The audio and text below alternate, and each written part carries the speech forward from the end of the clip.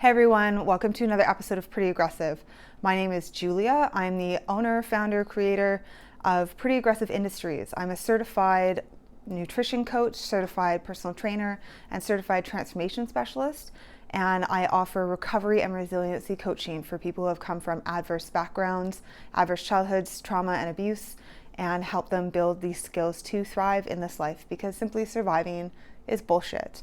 I'm also the co-host of #EnlightenedBitches, a podcast you can find on Spotify and Google.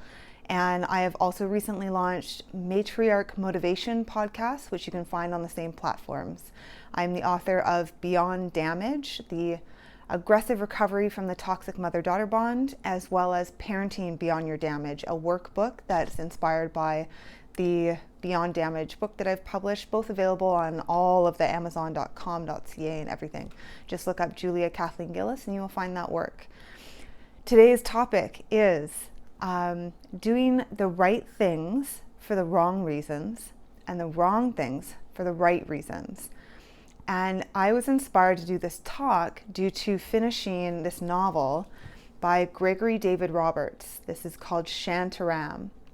And I came across this book because I often find my reading material looking at the top reading lists of people I admire, people like Gary Vee or the creators of Instagram and Google, and people like Tony Robbins and other motivational speakers, other people who are, or Tim Ferriss especially, and other people that he has worked with or done interviews with.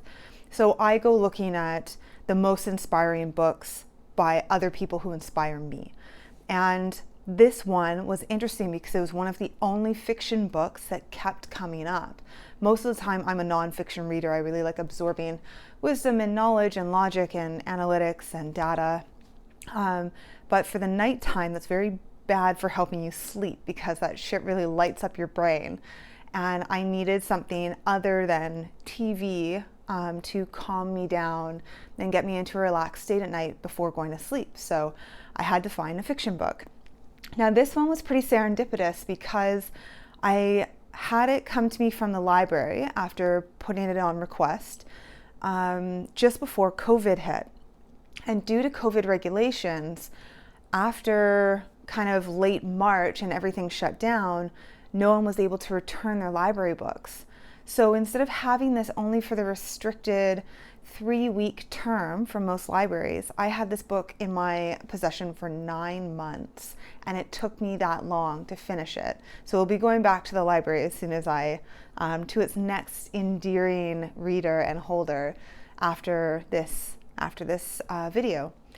So this is an incredible story because one, it gives such a vivid description of life in Bombay when it was called Bombay in India. So it's about a escaped convict who was in an Australian prison for bank robbery and heroin use, and he escaped to Bombay and wound up making friends with locals and becoming a bit of a street hustler, and then working for the local mafia, one of the local mafia in the area. And it's contended a lot between fiction and nonfiction, or a memoir or autobiography of Gregory David Roberts himself, who did escape from prison and did live in Bombay for a while. And so he released this book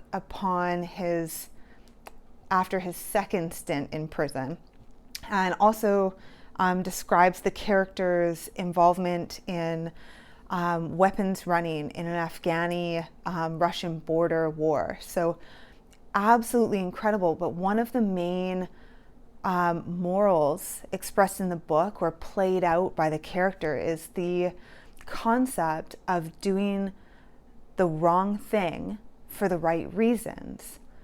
And of course, we need to think through doing the right things for the wrong reasons. And because of our global social climate at this point, that's something that I see often happening, is people's discrepancy and ambivalence between the two. So as an example, doing the wrong thing for the right reason. If someone had your mother at knife point and you had an opportunity to murder or harm them in order to save your mother, murder is obviously wrong, but you're doing it for the right reasons to save your mother. It's the same concept of, or same struggle or battle that people have between murder and self-defense or assisted suicide even. So these are things that would be considered wrong, but you're doing them for what many would consider the right reason. And yet those are very large extreme circumstance situations where not a lot of us deal with those on a day-to-day basis. Yet the smaller examples of where we're doing what some people consider the wrong thing, but for the right reason, something that sits with a core value of ours or an outcome that we believe is just. And what I believe we're seeing a lot of today in our COVID social climate, is many people making choices that they believe are the right thing, but are doing them for the wrong reasons. And many of us struggle to have that insight. I've done videos where we talk about us having a conscious view or a self-observation or self-awareness of watching our own actions and questioning them, analyzing them, considering them, having a view of ourselves making our choices. And then again, that watcher having another watcher on top of that, so that we watch our own ego behave and then we watch the analytics of our own ego. And a lot of people haven't developed or progressed to being able to work through that questioning of their own behavior. So one of the most common ones for today especially is, why are you choosing to wear a mask or not? And why are you battling people who are wearing a mask? And why are you battling people who aren't wearing a mask? And to be able to walk through that questioning of yourself. Are you doing it because you're angry someone else is breaking the rules? Are you doing it because you are fearful for your own safety? Are you doing it because the government has told you to, or because a health organization has told you to? And even if you wearing the mask is what you believe is the right thing, is you expressing anger at other people not wearing one, is that the right thing to do? And if it is right or wrong, what is coming up for you that's provoking that reaction, provoking that behavior? Is it fear? Is it a desire for everyone's safety? Is it a feeling or thoughts of unfairness? And even outside of the COVID climate, as we make choices and decisions that have nothing to do with today's climate, they have to do with everyday life cycle choices, such as when we tell our kids that Santa isn't real. Are we doing the right thing because, is it the right thing? And are we doing it because we want them to mature and grow up? Or because they're going to find out eventually? Or because you're tired of pretending that there's a Santa and it's become more and more difficult to lie? And what about when we're in a toxic relationship with a family member? I've been told multiple times that cutting out family members is not the right thing to do, regardless of what they've done or how they behave or how they treat me. And so to cut out contact with one's own mother can be seen as the wrong thing, and yet the person doing it is doing it for their own safety and their own self-care or self-protection.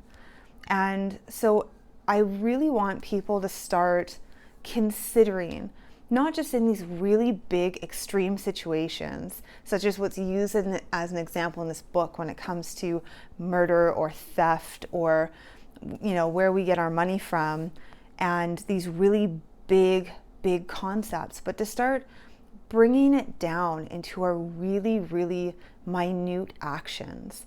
That when we make choices that we believe are right, are we doing it for the right reasons? And when we're doing something that someone else has told us is wrong, are we doing that for the right or wrong reasons? And to remember that our own personal intent isn't often what comes across in the observations of others.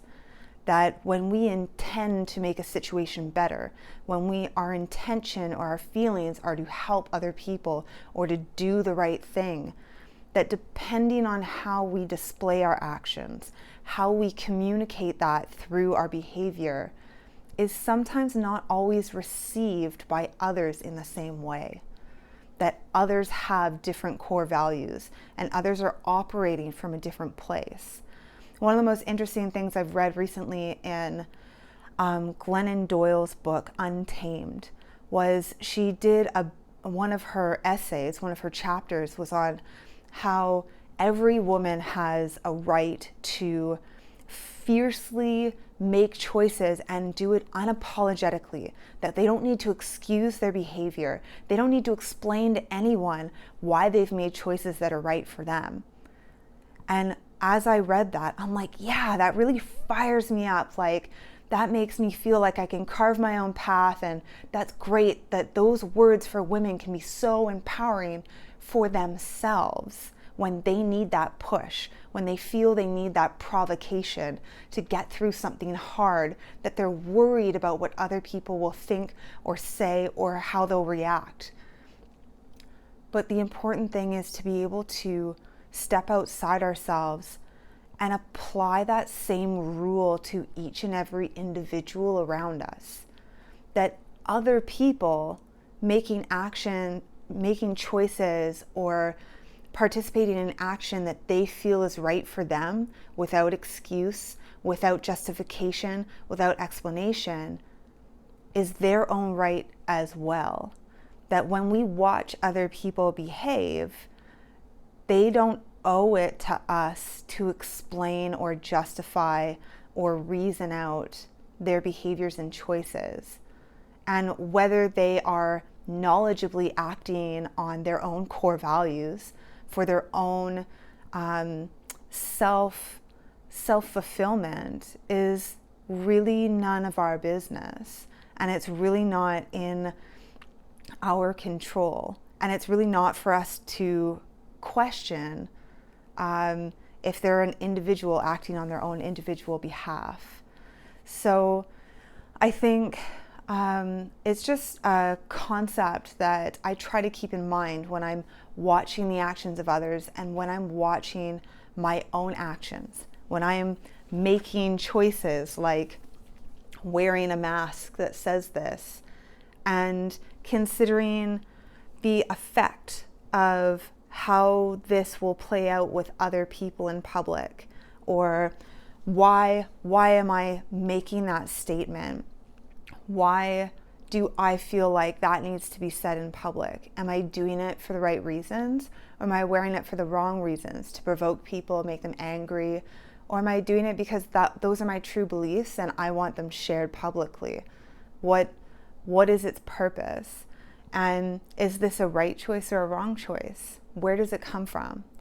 So for all of us to question those choices and question our intent, and to remember that our brains also create a confirmation bias, that when we've decided something sits well with us, or we decided something is the right choice, we will start to compound facts and compound reasoning and arguments that elevate our side, that make us more right.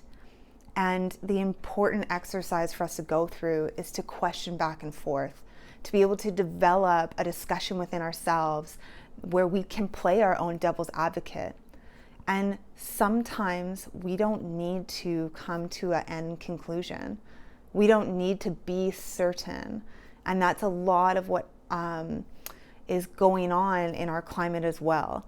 And within our own lives, regardless of the COVID climate, that we as humans are so comfortable finding and creating certainty even when we cannot, even when it's a fictional certainty.